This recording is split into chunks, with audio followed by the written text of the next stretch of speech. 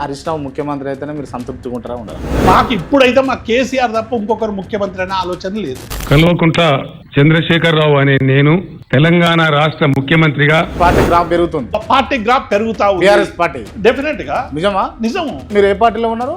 BRS party. So అందుకు మీకు అట్లా అనిపిస్తున్నారు.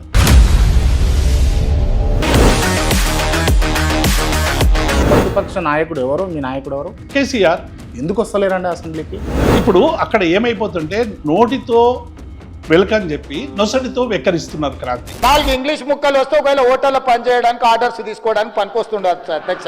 బట్ట షాప్లో బట్టల మనకి పనికొస్తుండొచ్చు. ఇప్పుడు రేవంత్ రెడ్డి పరిపాలన బాగుంది, చాలా బ్రహ్మాండంగా చేస్తున్నాడు అని నేను అంట. మీరు ఏమంటారు దానికి? నిజంగానే ఒక మనిషి మంచి పని చేసిండంటే దానికి కొన్ని గీటరాయిలు ఉండాలి.